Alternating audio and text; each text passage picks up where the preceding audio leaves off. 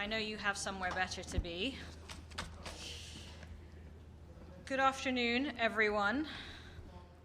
So the Council met in closed consultations this afternoon on Sudan and agreed to the following press elements, which I will read to you. Members of the Security Council met this afternoon and received a briefing in closed consultations from OCHA. Council members expressed concern regarding the ongoing fighting and underlined their support for the work of UN humanitarian agencies, UN implementing partners, and the ICRC. They called for the respect for international humanitarian law and scaling up humanitarian assistance to Sudan and neighboring states. The fighting has to stop and civilians must be protected. End of press elements. Ambassador, do you mind if I ask you a question in your national? I do not mind, James, if you ask me a question in my national capacity. So it's about, you've got two warring generals in Sudan, but you seem to have two warring generals in Russia right now. The head of the Wagner group seems to be possibly taking up arms against General Shoigu. There's a lot of rumour, I admit it's a lot of rumour and nothing's very clear, but what are you hearing about the situation and how worried are you about the situation? I'm not hearing anything about the situation internally in Russia, but we had, as you know, a substantive discussion of the situation in Ukraine this morning with a detailed briefing from Rosemary DiCarlo about the worrying developments on the ground.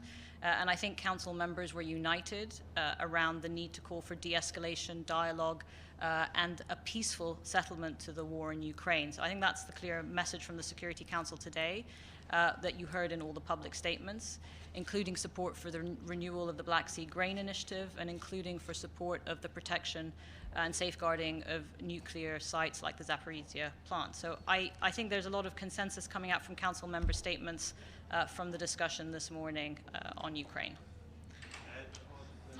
Sorry, I was just going to say, sorry, please. The Council discussed the current escalating state of actions between the Palestinians, the Israelis, also in closed consultations. Was there any agreement on a statement, and what was the thrust of the discussion? With regards to the close consultation on the situation in the Middle East and the occupied Palestinian territory, the Council heard from Special Coordinator Tor Wensland. We had a very sobering update from him of the developments on the ground. I think a number of Council members expressed the position that the UAE has expressed in its national capacity, that this is the biggest resurgence of violence that we've seen in nearly 2 decades, that an increasing number of civilian lives are being lost, and that we have to condemn such violence, call for accountability, in particular when children are losing their lives in these contexts, and we need to prevent further loss of life. I can't comment on the discussions with regards to press elements.